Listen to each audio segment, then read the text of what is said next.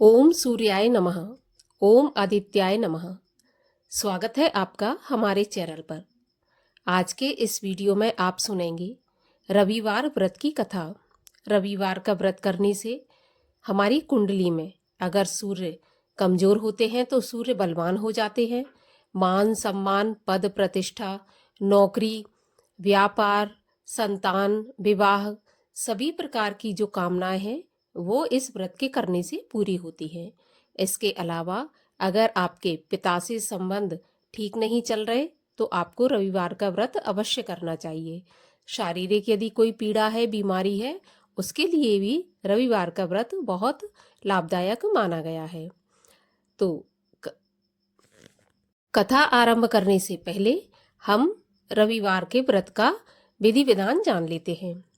रविवार का व्रत करने वाले को प्रातःकाल स्नान आदि से निवृत्त होकर लाल रंग के वस्त्र धारण करना चाहिए। शांत चित्त होकर भगवान का स्मरण करते हुए सारा दिन मन में भगवान का भजन करते रहना चाहिए। रविवार के व्रत में एक समय भोजन करना चाहिए, वो भी बिना नमक का।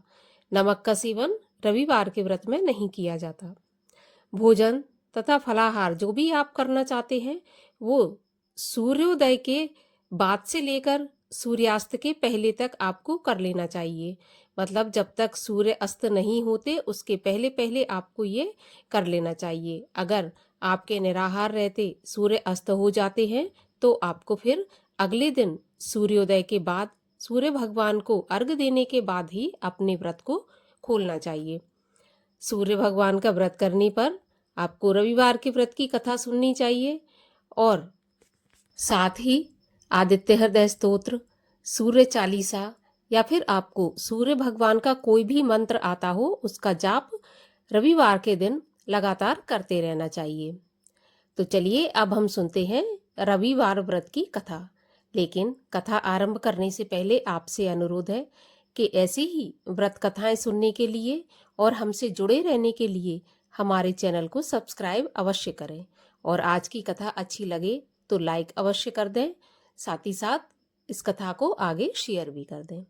तो चलिए अब हम आरंभ करते हैं रविवार व्रत की कथा। एक बुढ़िया थी।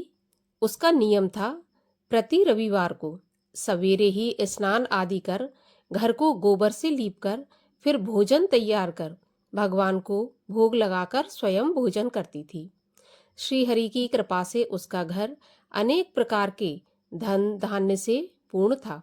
घर में किसी प्रकार का विघ्न या दुख नहीं था। सब प्रकार से घर में आनंद रहता था। इस तरह कुछ दिन बीत जाने पर उसकी एक पड़ोसिन जिसकी गाय का गोबर वह बुढ़िया लाया करती थी, वह विचार करने लगी कि यह बुढ़िया सदा मेरी गाय का गोबर ले जाती है, इसलिए अपनी गाय को घर के भीतर बांधने ले गई। बुढ़िया को गोबर न मिलने से रविवार के दिन अपने घर को न लीप सकी, इसलिए उसने ना तो भोजन बनाया न भगवान को भोग लगाया और स्वयं भी उसने भोजन नहीं किया। इस प्रकार उसने निराहार व्रत किया। अब रात्रि हो गई और वह भूखी सो गई। रात्रि में भगवान ने उसे स्वप्न दिया और भोजन न बनाने तथा भोग न लगाने का कारण पूछा। बुढ़िया ने गोबर न मिलने का कारण सुनाया। तब भगवान ने कहा कि हे माता, हम तुमको ऐसी गाय देते हैं जो सभी इच्छाएं पूर्ण करती हैं, क्योंकि तुम हमेशा रविवार को गाय के गोबर से घर लीपकर भोजन बनाकर मेरा भोग लगाकर खुद भोजन करती हो। इससे मैं बहुत प्रसन्न हूँ।